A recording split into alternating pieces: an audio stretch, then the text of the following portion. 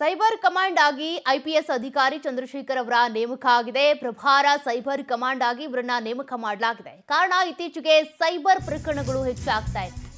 Digital arrest ಇರಬಹುದು, ಅದೇ ರೀತಿಯಾಗಿ ಹಣವನ್ನ ಲೂಟಿ ಹೊಡೆಯೋದು, ಅಂದ್ರೆ ಬೇರೆಯವರ ಅಕೌಂಟ್ನಲ್ಲಿರುವಂತಹ ಹಣವನ್ನ ಯಾವ ರೀತಿಯಾಗಿ ತೆಗೆದುಕೊಳ್ತಾರೆ, ಎಷ್ಟೆಲ್ಲ ಅಂತಹ ಘಟನೆಗಳಾಗ್ತಿವೆ ಗಮನಿಸ್ತಾ ಇದ್ದೀರಿ. ಹೀಗಾಗಿ ತಾಂತ್ರಿಕ ವಿಭಾಗದ ಬಗ್ಗೆ ಹೆಚ್ಚಿನ ಜ್ಞಾನ ಹೊಂದಿರುವಂತಹ ಅಧಿಕಾರಿ ಇವರನ್ನ ಈಗ ನೇಮಕ ಮಾಡಲಾಗಿದೆ.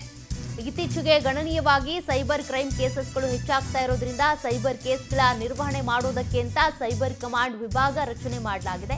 ಇವರು 2ನೇ ಹಂತದ ನಾಯಕತ್ವದ ನಾಯಕನಾಗಿ ಈಗ ನೇಮಕ ಆಗಿರುವಂಥದ್ದು. ಆಂತರಿಕ ಭದ್ರತಾ ವಿಭಾಗದಲ್ಲಿ ಇವರು ಎಡಿಜಿಪಿ ಆಗಿದ್ರು ಚಂದ್ರಶೇಖರ್ ಅವರು. ಇನ್ನು ತಾಂತ್ರಿಕ ವಿಭಾಗದ ಬಗ್ಗೆ ಇವರಿಗೆ ಹೆಚ್ಚಿನ ಅರಿವಿದೆ. ಇತ್ತೀಚೆಗೆ ಇಂತಹ ಕೇಸಸ್ಗಳು ಹೆಚ್ಚಾಗ್ತಾ ಇರೋದ್ರಿಂದ ಅದೆಲ್ಲವನ್ನ ನಿರ್ವಹಣೆ ಮಾಡೋದಕ್ಕೆ ಸೈಬರ್ ಕಮಾಂಡ್ ವಿಭಾಗ ರಚನೆಯೂ ಆಗಿದೆ. ಈಗ ಸೈಬರ್ ಕಮಾಂಡ್ಗೆ ಮುಖ್ಯಸ್ಥರಾಗಿ ಹೆಚ್ಚುವರಿ ಹೊಣೆಗಾರಿಕೆಯನ್ನು ಇವರಿಗೆ ವಹಿಸಲಾಗ್ತಾ ಇದೆ. ಹೀಗಾಗಿ ಇವರ ನೇಮಕ ಆಗಿರುವಂಥದ್ದು. ಇವ್ರಿಗೂ ಕೂಡ ಈ ತಾಂತ್ರಿಕ ವಿಭಾಗ ಅಂತ ಬಂದಾಗ ಹೆಚ್ಚು ಗೊತ್ತಿದೆ, ಹೇಗೆ ಹ್ಯಾಂಡಲ್ ಮಾಡಬೇಕು ಅನ್ನೋದು ಗೊತ್ತಿದೆ.